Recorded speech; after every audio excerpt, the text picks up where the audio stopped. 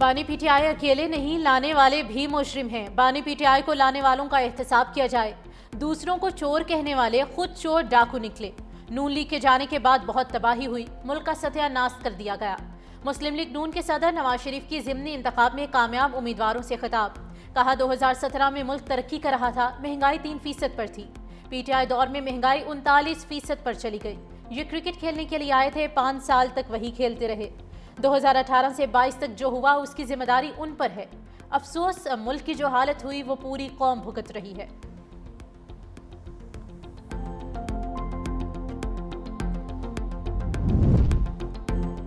وزیر اعظم شہباز شریف کا بحرین کا سرکاری دورہ۔ بحرین کے بادشاہ حمد بن عیسیٰ الخلیفہ سے ملاقات۔ بحرین کے بادشاہ نے وزیر اعظم کو order of Bahrain first class پیش کیا۔ دونوں برادر ممالک کے درمیان مضبوط اور تاریخی شراکت داری پر گفتگو ہوئی۔ غزہ کی حالیہ پیش رفت پر بھی تبادلہ خیال۔ بحرینی بادشاہ نے کہا کہ بحرین کو اعزاز حاصل ہے کہ قائد اعظم بحرین کے وکیل رہے۔ وزیر اعظم کی بحرین کے ولی عہد شہزادہ سلیمان بن حمد الخلیفہ سے بھی ملاقات۔ بحرین کے سرمایہ کاروں سے گفتگو میں وزیر اعظم شہباز شریف نے کہا کہ بحرین کی جانب سے تاریخی استقبال کی یادیں ہمیشہ ہمارے دلوں میں رہیں گی۔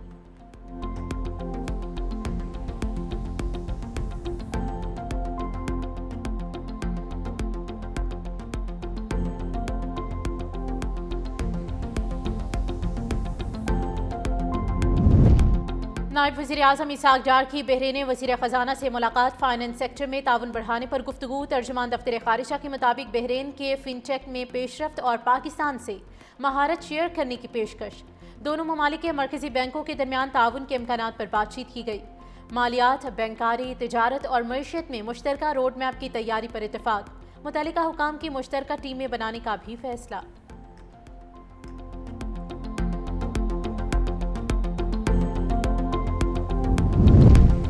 وزیر داخلہ محسن نقوی کی بحرین ہم منصب شیخ راشد بن عبداللہ الخلیفہ سے ملاقات۔ دو طرفہ علاقائی سیکیورٹی پر قریبی تعاون بڑھانے پر اتفاق۔ کاؤنٹر نارکوٹکس اور سیکیورٹی اداروں کی استعداد بڑھانے پر بھی گفتگو۔ پاکستان بحرین وفود کا معلومات کے تبادلے میں مزید بہتری لانے کے عزم کا اعادہ۔ محسن نقوی نے پاکستان کے ساتھ سیکیورٹی کے شعبے میں تعاون بڑھانے کے عزم کو سراہا۔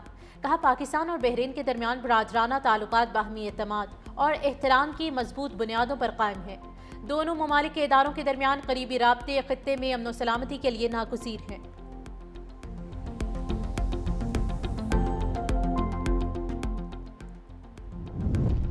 Chairman joint chiefs general Sahir Shamshad Mirza کا الوداعی تقریب سے خطاب۔ کہا دنیا ناقابل تصور رفتار سے بدل رہی ہے۔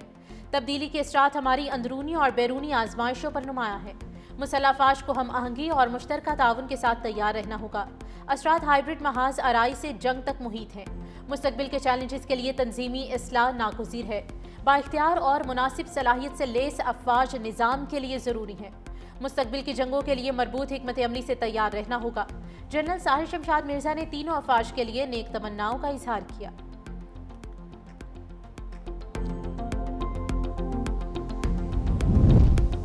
سندھ کا پانی پینے والا سندھ سے غداری نہیں کر سکتا۔ آزادی کے لیے سندھ کے مسلمانوں اور ہندوؤں نے مل کر جدوجہد کی۔ راج ناتھ کو سندھ کا اتنا ہی درد ہے تو مئی کی عبرتناک شکست نہ بھولے۔ وزیر اعلیٰ سندھ سید مراد علی شاہ کا سندھ اسمبلی میں خطاب۔ کہا بھارت نے سندھ طاس معاہدہ ختم کرنے کی بات کی۔ نہ کوئی سندھ کو پاکستان سے الگ کر سکتا ہے اور نہ ہی جغرافیہ تبدیل کر سکتا ہے۔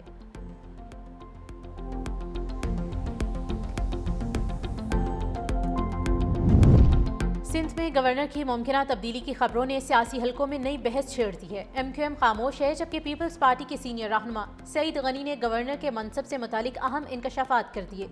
کہا طے ہوا تھا کہ اگر سندھ میں نون لیگ نے اپنا گورنر نہ لگایا تو پیپلز پارٹی لگائے گی۔ دو ہی صورتیں تھیں کہ نون لیگ اپنا گورنر لگائے یا پیپلز پارٹی کا لگائے۔ نون لیگ کب اپنا وعدہ پورا کرتی ہے، موجودہ گورنر کب جا رہے ہیں، اس کا علم نہیں۔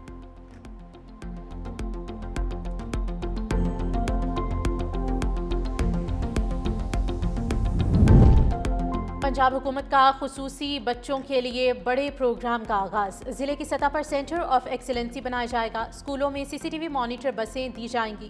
وزیر اعلیٰ پنجاب مریم نواز کا بڑا اعلان۔ وزیر اعلیٰ پنجاب مریم نواز نے کہا کہ خصوصی بچے گھر میں برکت اور رونق ہوتے ہیں، یہ ہمارے ہیرو ہیں۔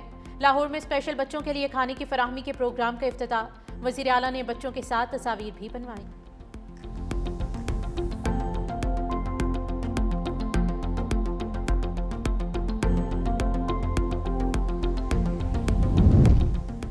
پنجاب میں بے سہارا بیواؤں کے حقوق پر ڈاکہ ڈالنے والے غاصبوں کے خلاف سخت ایکشن۔ وزیر اعلیٰ پنجاب مریم نواز نے بے سہارا بیواؤں کے قبضہ کیس فوری حل کرانے کا حکم دے دیا۔ وزیر اعلیٰ مریم نواز کا گجرات، لیا، حافظ آباد اور دیگر اضلاع میں قبضے کے جلد فیصلے نہ ہونے پر اظہار ناپسندیدگی۔ وزیر اعلیٰ مریم نواز نے کہا کہ ناجائز قبضے کے کیس کے جلد حل سے عوام کو فوری ریلیف دینا چاہتے ہیں۔ تمام ڈپٹی کمشنر ناجائز قبضہ کیس پر روزانہ اجلاس کریں۔ جائیدادوں پر ناجائز قبضے کے خلاف روزانہ مانیٹرنگ ہوگی۔ وزیر اعلیٰ پنجاب مریم نواز نے روزانہ کی بنیاد پر رپورٹ طلب کی۔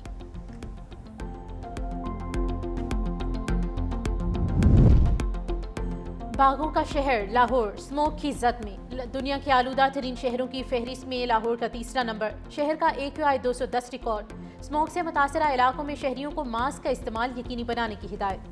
دوسری جانب دھند کے باعث موٹر وے M1 کو پشاور سے سوابی اور سوابی سے برہان تک بند کرنا پڑا۔ حد نگاہ بحال ہونے کے بعد موٹر وے ٹریفک کے لیے کھول دی گئی ہے۔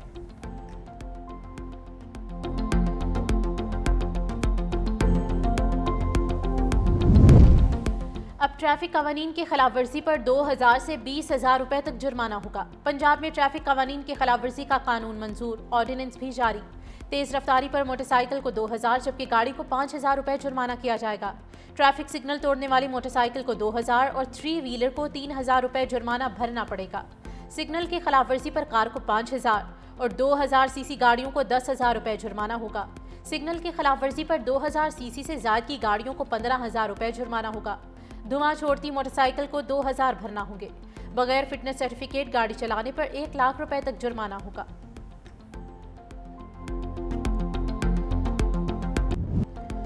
واشنگٹن حملے میں افغان شہری ملوث نکلنے پر ٹرمپ انتظامیہ کا فوری ایکشن۔ افغان شہریوں کی امیگریشن درخواستوں پر کام فوری طور پر روک دیا۔ امریکی citizen ship and immigration service نے ایکس پر اپنے پیغام میں کہا کہ افغان شہریوں کے لیے امیگریشن کی تمام درخواستیں غیر معینہ مدت کے لیے روک دی گئی ہیں۔ دوسری جانب امریکی وزیر خارجہ مارکو روبیو نے تارکین وطن کی امیگریشن محدود کرنے کے لیے حکومتوں پر دباؤ ڈالنے کی ہدایت کر دی۔